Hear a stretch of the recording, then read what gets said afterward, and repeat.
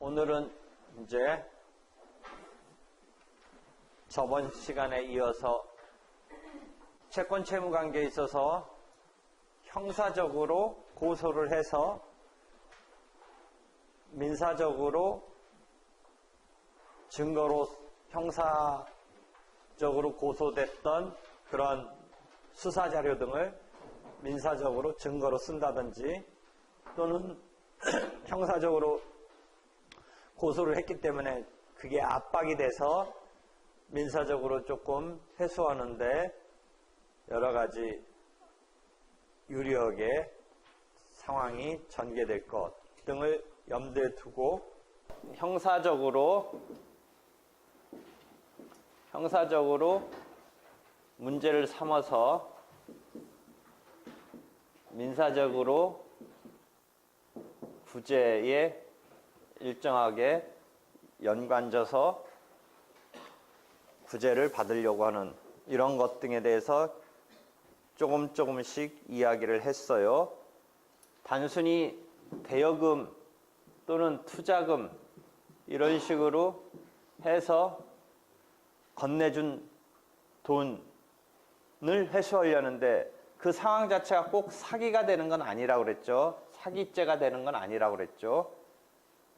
대여했다든지 투자했다든지 하는 이 돈 건네준 그것이 이 사람 입장에서는 변제의 의사, 그다음에 변제의 능력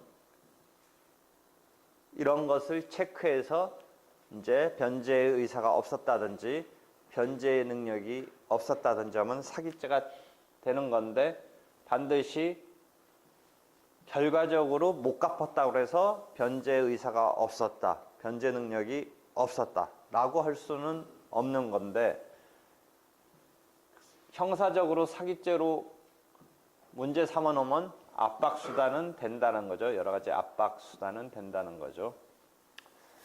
그런 이야기를 전개시키는데 오늘은 아예 이 형사적으로 문제 삼은 단계 속에서 형사조정이라고 해서 우리가 민사조정, 민사구제로서 조정 이런 것을 개념을 배웠는데 아예 형사적인 상황에서 조정제도가 지금 법에 들어가 있어요.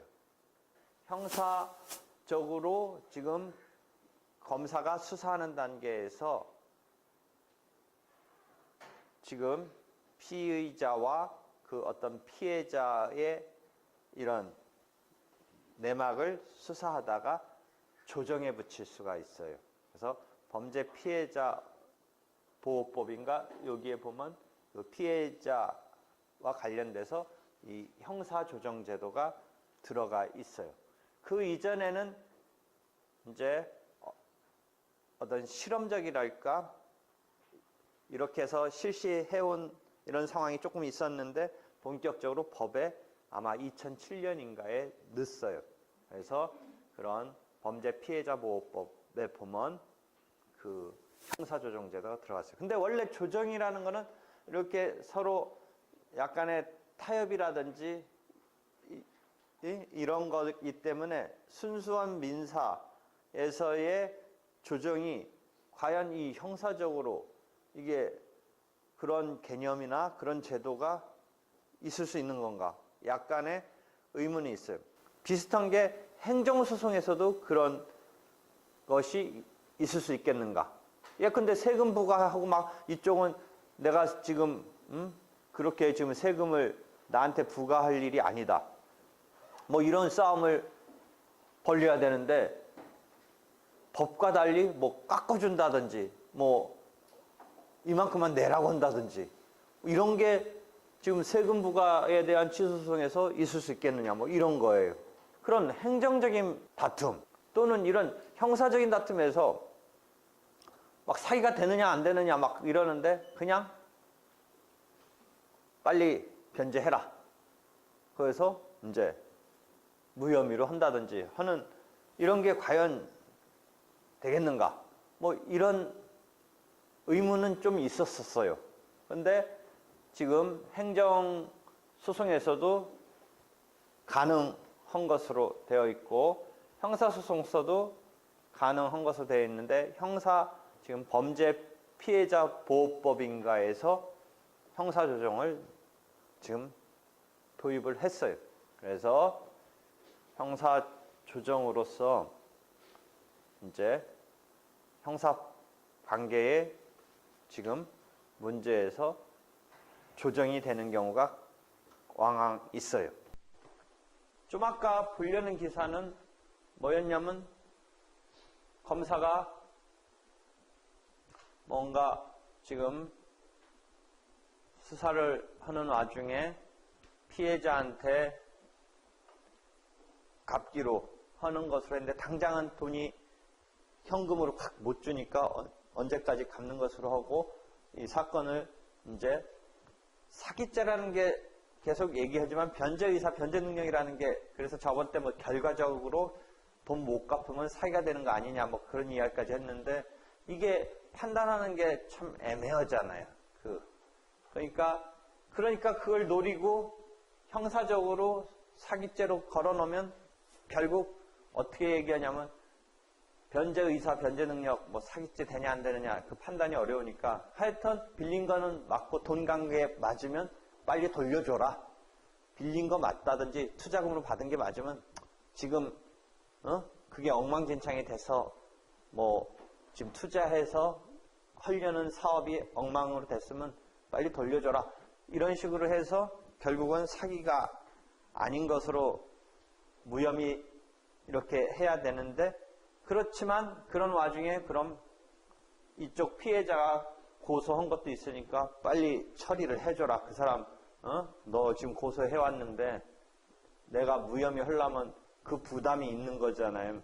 어느 정도 지금 고소한 사람, 피해자라고 말하는 사람의 문제를 실질적으로 해결해주지 아니한 채 단순히 형사법적으로 변제의사나 변제능력이 뭐 결과적으로는 못 갖고 있고 못 돌려주는 거지만 그 다음에 사업이 엉망이 된 거지만 그게 꼭 사기가 되는 건 아니라고 하더라도 그 피해 입었다고 하는 사람을 좀 달래준달까 어떻게든 그 민사적인 해결을 처리 안 해놓고 그냥 형사법리적으로 변제 뭐 그때 당시는 빌렸을 때 제대로 빌린 거다. 제대로 투자받은 거다. 지금 엉망이 됐고 지금 망해서 못 갚는 거고 못 돌려주는 거지.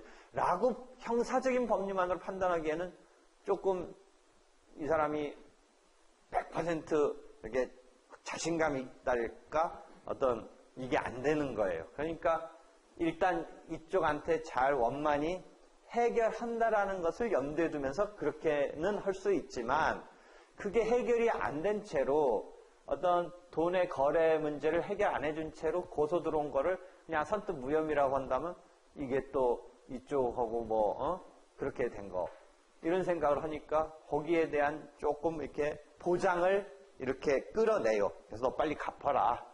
그러니까 네가 지금 형편이 안 돼서 못 갚는다 하지만 너 이 사람 얼마나 억울하냐 돌려줘라. 뭐 이렇게 해서 해주는 거예요. 그래서 언제까지 갚아라.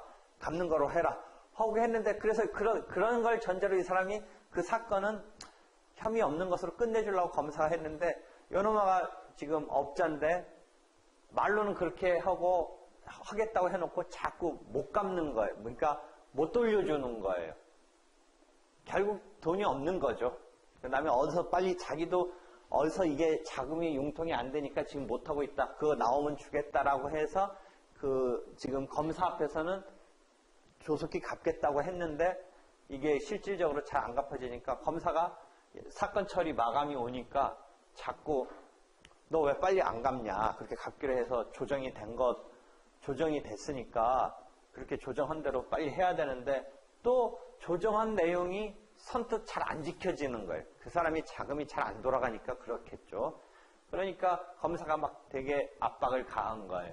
너 그러면 그러니까 그 사람이 조금 업자인데 검사의 그런 우리가 어떤 사람들의 이 행위의 전체적인 맥락을 안 보고 딱 거기만 떼면 검사가 자기를 강압적으로 막 그쪽 편파적으로 그 사람 편이 돼서 자기를 몰아붙였다. 이렇게 했던 그 기사였었어.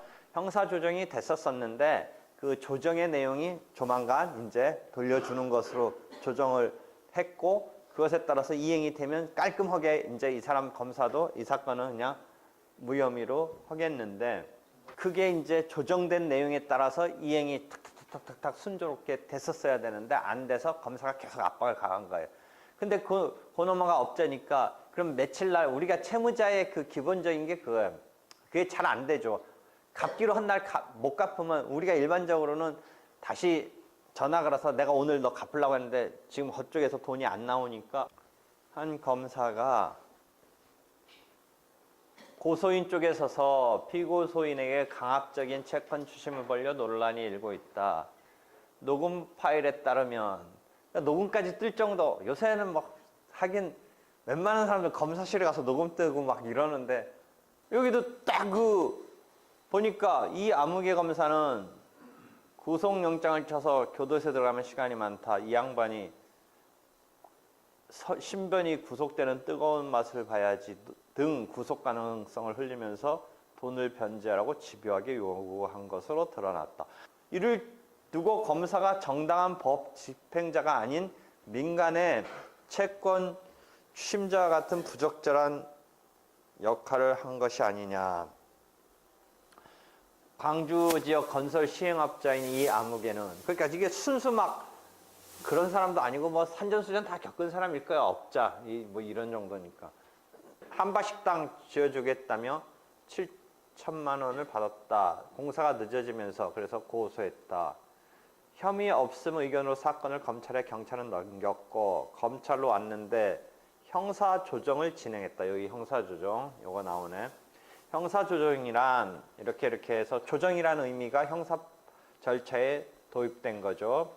그래서 이미 갚은 1,400만 원을 제한 5,600만 원을 5월까지 변제한다는데 합의했다.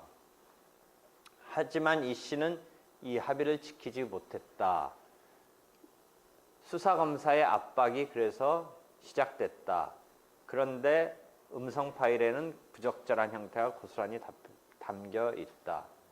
그래서 녹음 파일을 보니까 왜 700만 원밖에 안 갚았냐 따져 물었다. 이 씨가 그래서 돈 들어오면 하겠다라고 했는데 그렇게 해서 쭉쭉쭉쭉 했는데 이 검사가 그래도 계속 약간 이제 검사를 상대로도 물론 돈 못 갚는 사람이야 오죽하겠어. 돈이 이렇게 제대로 순환이 안 되니까 못 갚는데 우리가 이제 보통 그 사람이 거짓말을 하는 게 아니라 돈이 거짓말을 한다라는 것처럼 계속 검사를 상대로도 언제까지 하겠다고 하다 또 안 하고 또 그러니까 검사가 열받았어. 그런 것 같아. 그래가지고 압박을 가한 것 같아 검사가 계속.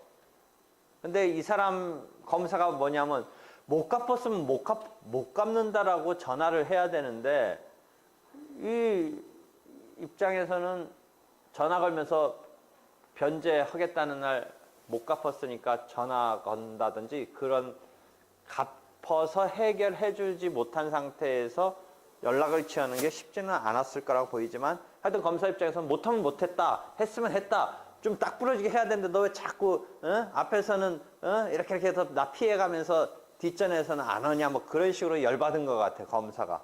그래가지고 압박을 계속 가했는데 이 사람이 저는 변제하려고 하는데 왜 저를 그렇게 가혹하게 하십니까? 날짜를 더 달라고 부탁했다. 근데 결국은 이게 이제 혐의 없어. 실제 갚았느냐 안 갚았느냐에 따라서 좌지우지 되는 건 아니고 결국은 사기라든지 하는 것의 구성 요건에 충족까지는 안 되나 봐. 그러니까 이 업자 정도 되면 그런 것에 산전수전 겪었으니까 이제 그냥 돈 못 갚는 건 못 갚는 거인 민사지 형사적으로는 자기가 지금 고소는 돼서 조금 괴롭지만 사실상 죄는 안 되는 뭐 이런 거 같아. 그러니까 여러 가지 이제 그런데 검사가 거들고 나오니까 이게 문제가 된 거지. 사실은 이 사람 입장에서는 뭐야? 검사한테는 이렇게 얘기하죠. 형사법의 사기죄 구성 요건대로 허시하면 사실 검사는 어떻게 할 수밖에 없어. 괘씸하지만 그렇다고 사기로 무리해서까지는 못 걸 거 아니야. 그러니까 결국엔 형사적으로는 혐의 없음으로 될 가능성이 높은 거니까 이 사람이 다 그거 생각해서 앞에서는 그냥 갚는다라고 이렇게 하고 계속 지금 그러는 건지는 모르겠어. 그래가지고 검사가 열이 받았는지 계속 압박을 가한 것 같아.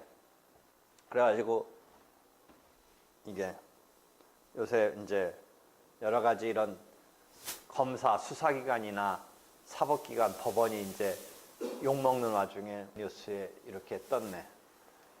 마침 요새 최근 기사가 있길래 형사조정 때문에 형사조정이 지금 민사에서의 조정이 형사적인 수사에 있어서도 범죄 피해자 보호법을 보면 아마 범죄 피해자 보호법에서 형사조정이 이제 있다라는 거죠. 그래서 그 제도를 지금 우리가 민사구제와 함께 형사에서도 조정 절차로서 등장하는 것을 알아두라라는 것 때문에 이 기사가 있길래 갖고 왔어요. 그래서 그렇게 이해를 하고요.